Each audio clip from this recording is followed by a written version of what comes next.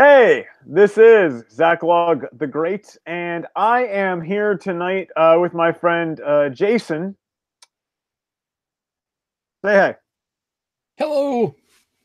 And we are here tonight to talk about H.P. Lovecraft's poem, "Lines on General Robert Edward Lee."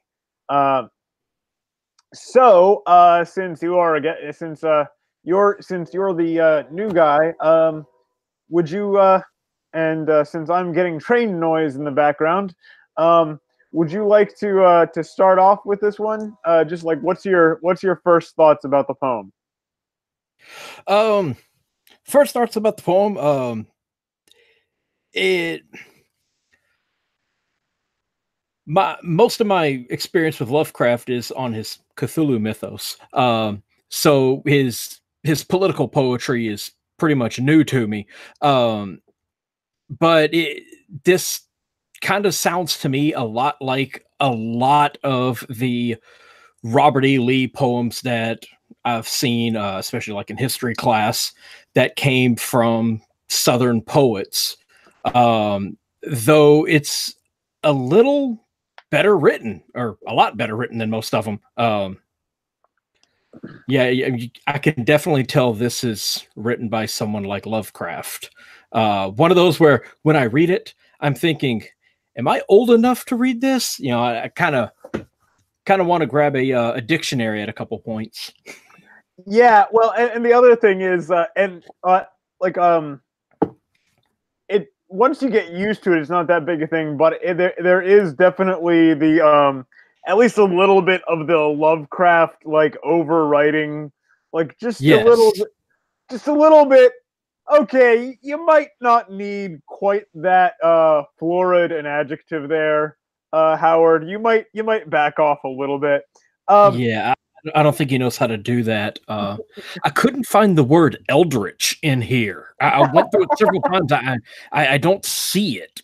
It's got to be in there if Lovecraft wrote it. So, um, well, and also, fortunately, this is on a historical event, so didn't have to try for a surprise ending. right, right. Yeah, I don't see anything in here about Lee going mad. Um, and nothing in there about him finding out his ancestors are fish people. Um, some of that Viter bloodline. But yeah, so I'm kind of surprised to not see those in there. The word horror isn't in there either. Well, there's At least, gore. or oh yeah, yeah, okay, here we go. Um, yeah, I can't find any great old ones either. Um, which actually there's a um, so hopefully won't mind too much getting off topic here, but there's a game that I played called Gettysburg. It's it's a card battle game. And it's the Battle of Gettysburg, but there are Yetis involved and mastodons that shoot like cannonballs. It's a fantastic and fantastically frustrating game. You should look it up. It's a lot of fun, but it can also be nerve wracking. Is that a video game or is that a table game? Tabletop. It's a card game. Okay. It's two decks of cards, a blue deck and a gray deck for the two different sides, and it's full of Yetis and cavalry and infantry and stuff like that. It's a little tabletop card battle game. Um, yeah, it's full of ancient horrors, like mastodons and Yetis. So There's somewhat along similar lines. There's also a book I read a few years ago, 99 Coffins, I think it is. And I'm familiar with that one. oh crud, I can't remember the author's name right off top of my David Wellington. And it's there's basically, oh hey, we have our third. He has arrived. Say hello, Nate. Hello. So sorry about the timing, y'all. Was discussing kind of some family matters and future plans with the wife and lost track of time. Not a problem. So Nate, would you like to throw in your initial thoughts on the poem? This guy really liked Robert E. Lee. Well, It was a canonization piece if I'd ever heard it. well, and the thing is, and well, there's two things. For one thing, Jason had earlier said this seems a lot like a lot of Southern poetry, honoring Robert E. Lee. At the same time, Lovecraft is not a Southerner. In fact, he was from was he from Maine? Providence. Providence. Okay, no, it's right. I had the wrong horror writer. It's Stephen King, who's from Maine. Well, I mean, when you come from horrible places like the Northeast, you're going to write a lot of horror. Yeah, I just got back from Maine. The weather was horrible. Most of the people were worse. Though a few of them in the northeast portion of Maine were all right, but most of them were like they came from Massachusetts. Well, it could. Well, do they drive better than people in Boston? How about that? Everyone drives better than people from Boston. So yeah. But The good thing about Maine, though, is that there weren't very many people. So even though they didn't drive that well, there just weren't that many of them to dodge. So, Yeah, it's easy to avoid when there aren't a whole lot of them around. yeah, it was like 12 people that live in Maine. but but as I was saying, what's it? Lovecraft is not a Southerner, and yet he wrote this poem in honor of General Robert E. Lee, which by today's standards seems kind of weird, but in Lovecraft's time, that would have been perfectly normal because all Americans, Northern or Southern, like made a thought, considered Robert E. Lee a hero, and so it's more in our time that has changed, and it's I think part of that is I think we've kind of lost the idea of an honorable enemy. Yeah, but and that's Right. the thing that everybody loves about Robert E. Lee. He was an honorable man. Now he, sadly, due to his loyalty to hearth and home, put his his skills in service of a very dishonorable cause. But yeah, it's he was an extremely honorable man. There's nobody more of a gentleman than Robert E. Lee, especially in the annals of warfare.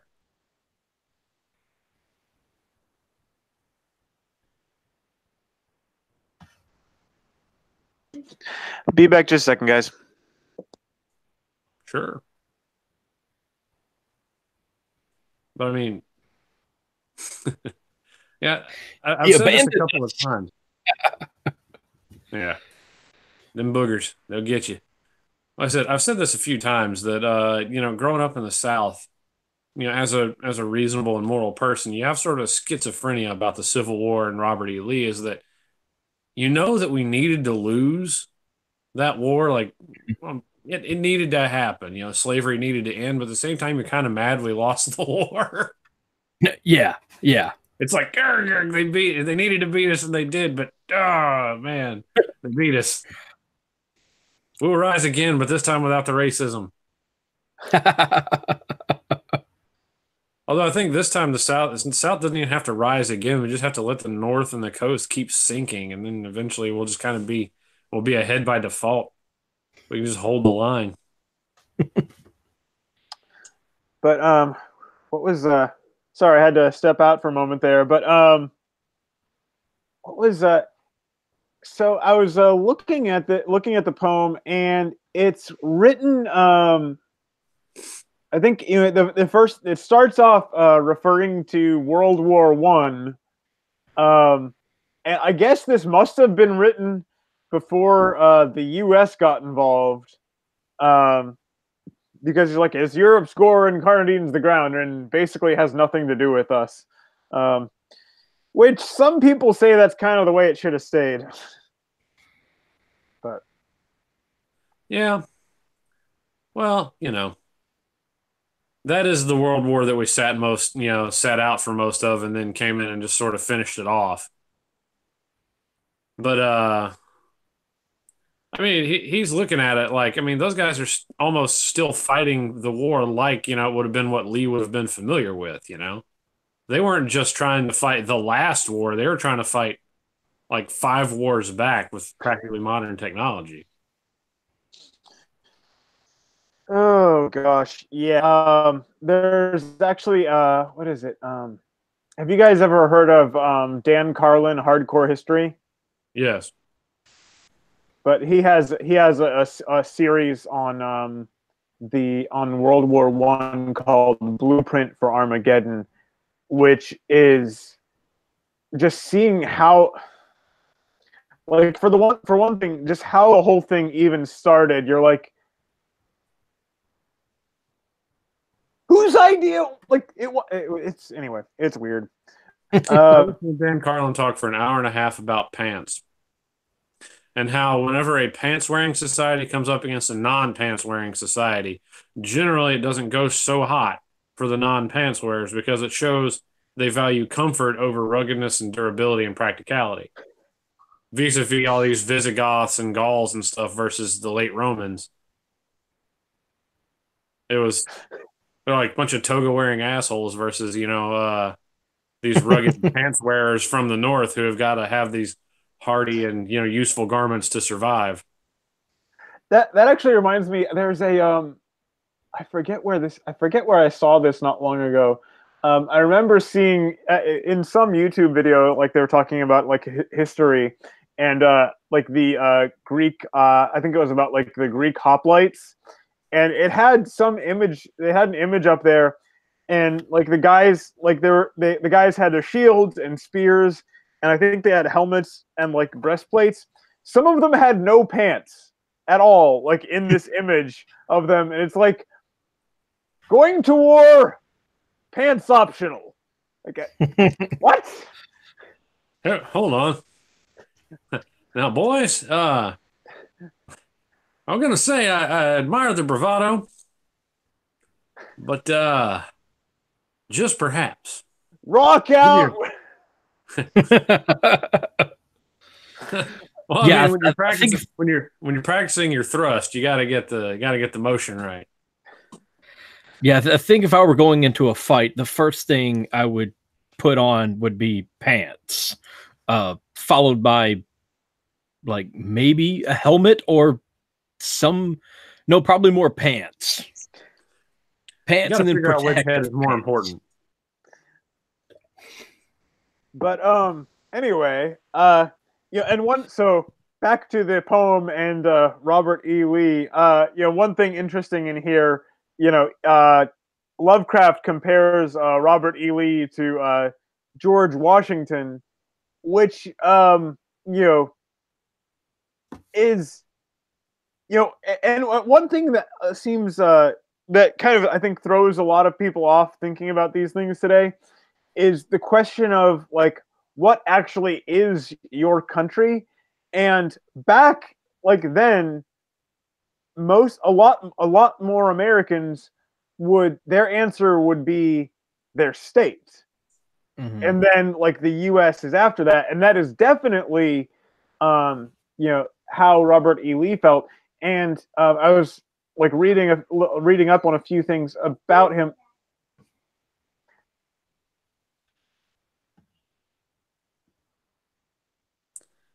Well, we've lost Zach Log again. But yeah, I mean, you think about the Civil Wars going on, like, not even, honestly, not even a good long generation after the Constitution has been signed, right? Like, Mhm. before that, a lot of these people, their parents and grandparents grew up under the Articles of Confederation, which was essentially, hey, New Jersey is its own country, New York's its own country, Virginia is a they're nations unto themselves, and then we work together in a sort of European Union style thing, which never works. But they hadn't been kind of homogenized like we are now. We think of we've been a federal republic for a couple hundred years, 150 years at this point. So I mean, it's it's baked in that now we're all one country, and then we have sort of like territories of that country, rather than it being we are an alliance of separated smaller nations that sort of works Mhm. together out of mutual interest. But but yeah, like I was saying, I was like reading up on some stuff about him, and apparently, uh, well, okay, for one thing, and both of you probably know this. I don't know if most people do. When the Civil War was about to start, both sides were trying to recruit Robert E. Lee to be, a general for them, Mhm. because of his previous work in, I guess, the Mexican American War. Yeah, And engineer, interestingly enough. yeah, well, what else was he? One of the first things he did when he did join was like shore up defenses on the Virginia coast, and like he got the nickname, what was it, like something like shovel, like, oh crud, I wish I should have written this down, something like shovel Lee, or it was slightly better than that. Anyway, but and he actually didn't get involved on the Confederate side either until uh you know troops from the North came into Virginia. Mhm. And that was when he decided, like, that he had to, you know get involved when it was his state, which, again, it's an interesting, question of loyalty and who you are and what really defines you. Um, Yeah. but what Yeah. is that? Yeah, And oh, honestly, another. I mean, when it comes down to like, he was the model, officer and gentleman. Like, if you use the phrase an officer and a gentleman, you're talking about Robert E. Lee, right? Also, a gentleman and a scholar. Like, he made it through he made it through West Point, like, without ever accruing a single demerit. Like, he never set a foot, a hair, a button, or a piece of lint wrong. I mean, the man was impeccable in his discipline and attention to detail, in addition to, being very genteel. So, like I said, there's a lot to admire about the man. And so it's understandable that, people these days. About the poem itself, I was kind of like, it was a little daunting to look at because it's kind of like, oof, wall of text incoming. I was like, all right, Lovecraft got a lot to say about him. And basically, like, yeah, y'all pikers better be glad Lee isn't here. He'd wreck you. Yeah, Ooh. I have to say the last few lines are like, yeah, you're a pathetic lot, and maybe Lee should come back and kick you into shape. Um, uh, which, and this was something I said. What was when we were talking about Dragon Slayer? I think, Nate, because he says, can teach us. It ends with, can teach us how to live and how to die, and you know so many people today, like, they're scared of dying, whereas if you look, a few generations back, you know many more people were scared of, dying dishonorably. Right. And the thing with that is, you can do something about dying with or without honor. That's something you have a say in. You can't do something about dying. You're gonna die. And so, What? how you die, Oh, come on, Sean. Spoiler alert, man. is something you can do something about. And I think it's kind of well, and also it's an interesting way to close out the poem. Like, the last word of the poem is die, which is kind of like the, counterpoint to, what is it, Richard III, starting out with, now, and this is this, anyway. But you know, the idea of, you know, not only how are you going to live, but how are you going to die is something interesting to think about. I mean, that's one of the occupations of men is to figure that out. You know, it's a region of it's a region of thought that all men should spend a lot of time in. You know, like what hill am I willing to die on? Where do I kind of set my heels, plant my flag and draw my sword and go, all right, boys, this is it. I'm not backing up. It says, and the only way I'm moving from this spot is to push you off of it or when you carry me away from here in a body bag. Yeah, and I don't like that. It's something, if you're going to have if your life is going to make any difference, I think that's one thing that you have to keep in mind, that it's going to come to an end. You have a limited time here, and that's something you have to think about from time to time. Not all the time. That would get depressing, and you probably wouldn't accomplish much that way either. But well, I mean, the whole thing, right? Being afraid to die makes you afraid to live, because to take the risk required to really succeed and do anything of note, basically to have anything big go right, you have the chance of things going very, very wrong. Well, and yeah, so, and that's this uncertainty paralyzes a lot of people, and that's really what separates great men from just men. Well, and that actually reminds me a little bit of one moment. A little bit of a quote from G.K. Chesterton, who we've done a couple of his poems as well. Let's see. Courage is almost a contradiction in terms. It means a strong desire to live, taking the form of a readiness to die. That's a good quote. I like that. Yeah. Well, Have you read any of his other stuff, or just the poems we've done? You should look him up. I probably should look him up. He's got some very good stuff. I've been looking for more more good stuff to consume recently. I've been kind of dissatisfied with my current sort of spread, so I'm like, yeah, let's get something. The Man Who Was Thursday is probably not a bad book to start with.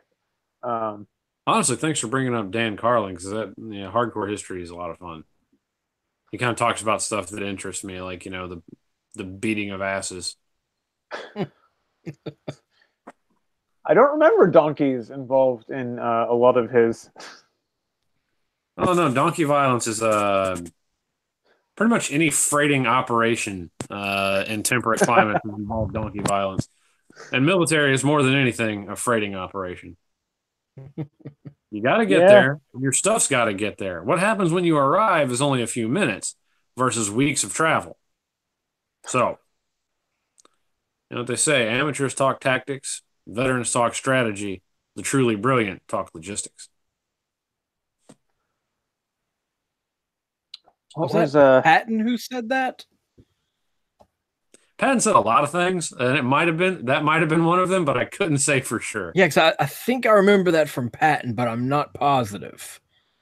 There's I actually read a story not that long ago about what was it, like someone had said, what was the Allies or America's greatest weapon in the war with Germany, during World War II, I guess.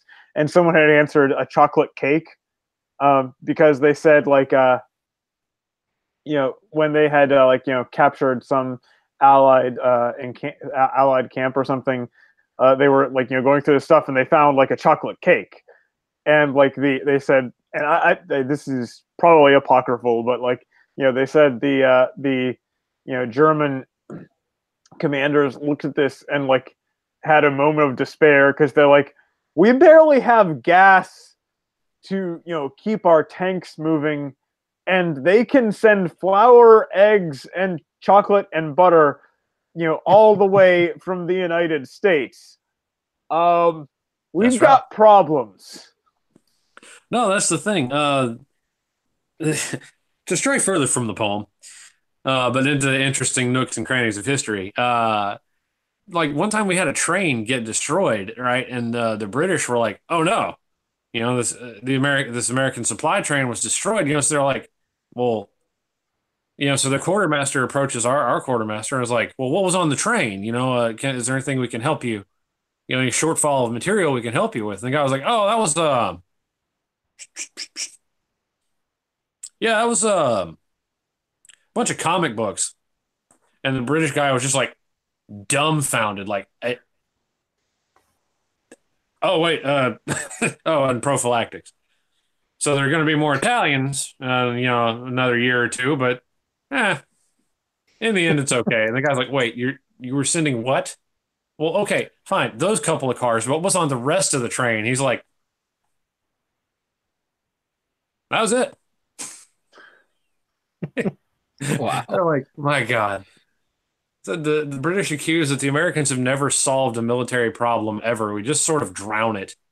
It's like that is our true genius. Is like, yeah, we just create resources and then employ them so ruthlessly. It's like you don't really fight the American soldier. You fight the American economy, and that's like fighting gravity. Well, and the other thing, in everyone else's defense at the time, uh, you know, America was the only country involved that hadn't had everything bombed for years on end. Mm-hmm. Fair. Twice. Twice. So we had a little bit of advantage on that one. But one thing to get back to the poem, one thing, let's see. Oh, we're discussing a poem tonight? Yes, there is that Oh, too. okay. Oh, yeah. Okay, here it is. About some dude who liked to wear drab clothes. Favored the color gray. Let's see. Crushed the proud rival and subdued the sea for ages past and eons yet to be. And you're like, that was a bit optimistic, Lovecraft. Because, we're about 100 years later, and, Britain is emphatically no longer in control of the seas, and it's becoming increasingly questionable whether the U.S. is either. We still are. Well, he had to get the word eons somewhere in there. He left out Eldritch. He left out horror. No mention of great old ones or Fishman. He had to get something in there. Otherwise, no one would believe the signature at the bottom. They'd be like, Lovecraft didn't write this. So, yeah, he wedged eons in there. So there we go. And people are like, well, you got to get your thumbprint down, Yeah. But yeah, that is rather optimistic, though. Well, it always is. I mean, there's the wheel, there's the wheel of times. Not to rip off Robert Jordan or nothing, but there's the idea that hard men make good times. Good times make weak men.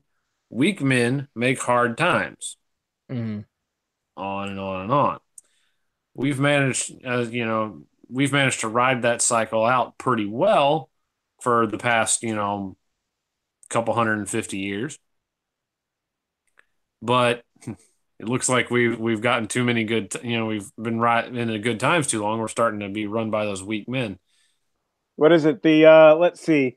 The Dullards who in thoughtless fervor prayed of shameful peace, and the Shirls piping their reprobations. I might have to pull that one out next time I'm in an argument online. You churl piping your reprobations. Yeah. Usually when I'm in an online argument, I just correct their spelling, and that pretty much ends it right there. I found that to be quite useful. Like I will restate what they misspelled and spell it correctly with good, with proper grammar, and then go on to devastate them from a logical perspective. Was Then they get very angry, and I get stronger. it's like the reverse Hulk. They get angry and you get stronger. Yes. I feed on the despair of the poorly informed. Well, I don't know about the despair, but there's definitely plenty of poorly informed out there. So if you can get them, to despair, you should remain well fed for some time. I will never grow old. Yeah. I feed off of road rage, which is great because I mean I'm a truck driver, so you know I get plenty of it. I'm well fed. Nice. And I just drove through Boston last week, so it's even better. There you go. Man. Yeah, like the whole tone of the poem struck me as like a little bit over the top. I was like, I really admire Robert E. Lee, and I think, you know, all this is well founded, but good Lord. Well, for one thing, a hair of fanboyism is detectable in this. well, Just okay. a little bit. For one thing, have you read Have you read much Lovecraft before? No, this is my first. Okay, yeah. Because Oh. he is definitely a fan of a slightly florid vocabulary, I think would be a good way to put it. Slightly. Yes. You know, about slightly florid. Like Santa Claus, you know, like, you know, running on a treadmill on fire florid, but it's whatever. No. You really have to read some of his stories to get the full taste of it. Regrettably, he also if his life depended on it, he could not pull off a surprise ending. But he still tried. God bless him. Even with that, though, he's a definite. He's an excellent writer, and I have to say, kind of within the genre of horror, I think he kind of started a subgenre. I don't really know anyone before him who was writing the kind of things that he was, and it's carried on after him. So not a lot of people have that kind of influence.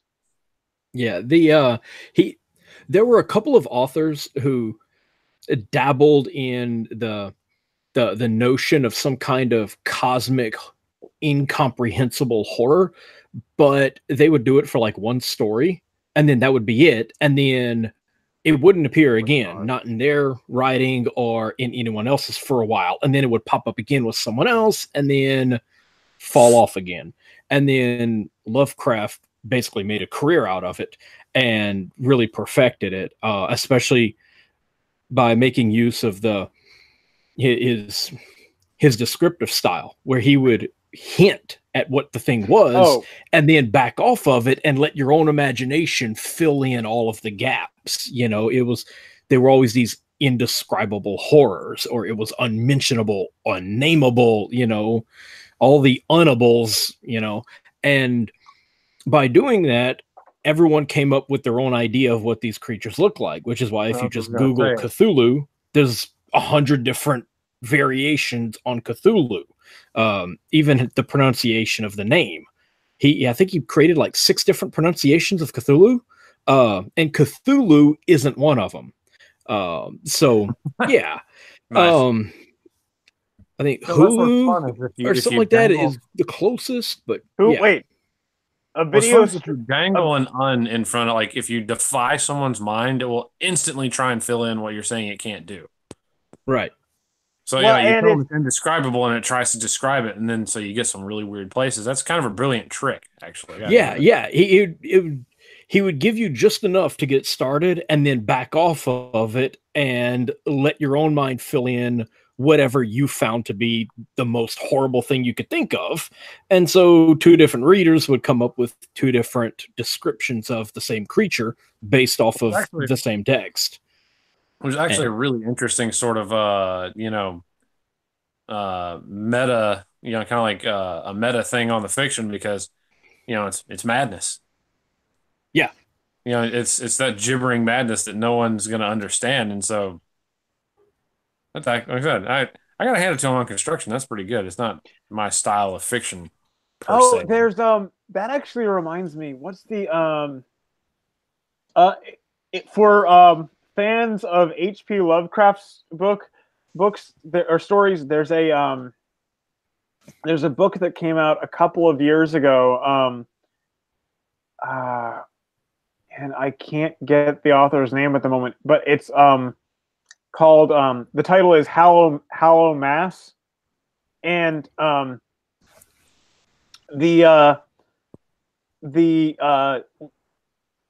Dunwich, the cultists of Dunwich, who are trying to call up these elder gods to consume humanity and drive us to madness and destroy everyone. Have made alliance with the social justice faculty of Miskatonic University. And so it's Lovecraft. It's it's a little bit like what's the movie? Scary Movie? No, British. Nick Frost and Simon. Oh, World's End. Yeah, same guys, but the zombie one. Shaun of the Dead. Yeah, it's a little like Shaun of the Dead in that it's a the first of the Cornetto trilogy. It's a horror parody that is still horror and still funny. Yeah, that one's pretty good. What was I wonder if I can get that here. Let me see if I can find the description I have of that. It's where is it? There it is. Here we go. Okay. Main characters must face off against lunatics determined to devour our souls and see the entire world descend into madness and despair. And the Dunwich cultists too. Oh, nice.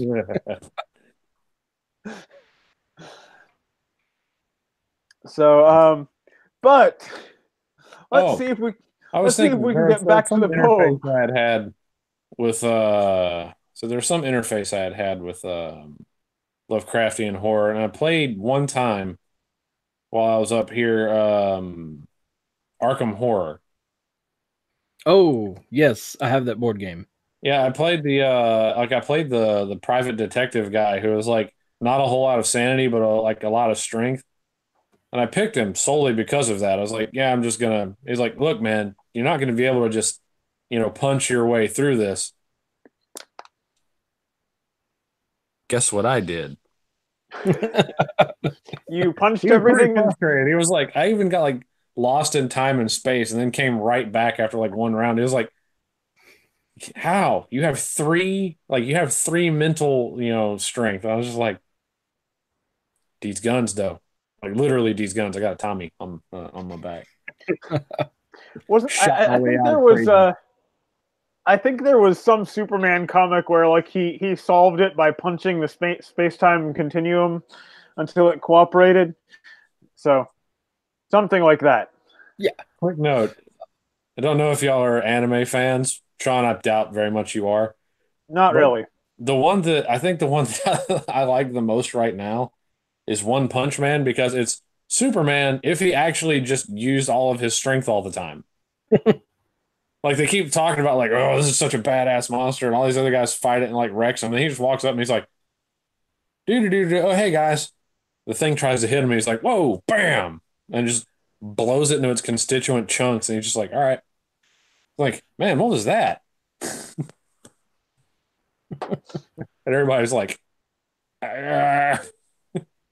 It's like he's so strong, literally nobody believes it. It's interesting. I have heard of that one.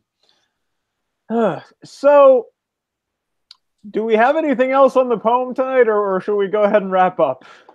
Yeah. We yeah, I think we're good on the poem. We we've gone beyond left field. We're like over the fence. Like we're out with the tailgaters in the parking lot now. Yeah. Maybe you can tailgate at baseball games. They've just they just fun. handed us a hot dog and a beer and said, sit down, take off that mitten, catcher's mitt and sit down. Just Jason, how about you? I don't think I have much more to add on the poem. Still trying to find the word cyclopean in here somewhere, but I'm not. No, it's not in there. Rugos. He could have put in. I mean, he did miss a chance. Like if we're talking about comparing to the past, he could talk about the cyclopean eye of time. Yeah. I did find ancient race, so that's in there. I'm not sure if he's talking about people who resemble fishmen. Not sure. Probably. They're pretty weird and unsettling, right? Yeah. No, if you liked that Lovecraft board game, there's one you should check out. It's called Pandemic Cthulhu. It's the Pandemic game, only a Cthulhu version, and it's sort of like the Arkham Horror game, but it doesn't take like 4 hours to set up and 6 hours to play. You can set it up in about 5 minutes and play it in about an hour. And you won't lose sanity playing the game. Yeah, to tell you the truth, I try to stray away from that kind of thing just because I don't think it has a good space in my mind. I've kind of moved past it these days, but the game was super interesting. Yeah, but the same that whole hour to set up and 6 hours to play reminds me of that marathon game of Axis and Allies we played that one time at Zach Log's house. Invade England again. Yeah, it's like me and my dad were the Axis versus him and two other guys as the Allies, and like it came down to like my dad is invading England with like.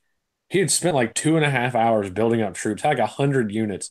And it came down to, in the end, one last infantryman versus one last panzer for the whole game. And it was mutual death. They killed each other, so the attack didn't succeed.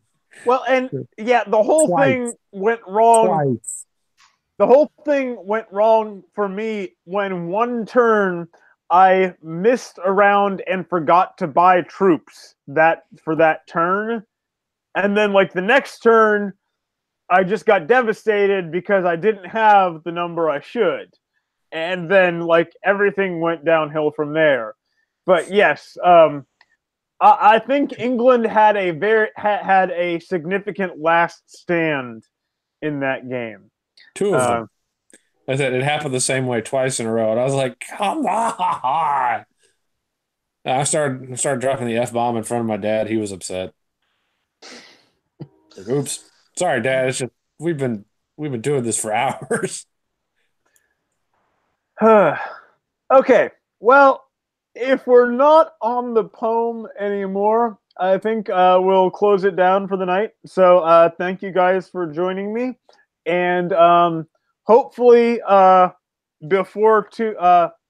for New Year's, I have something planned with myself and Nate and Chris.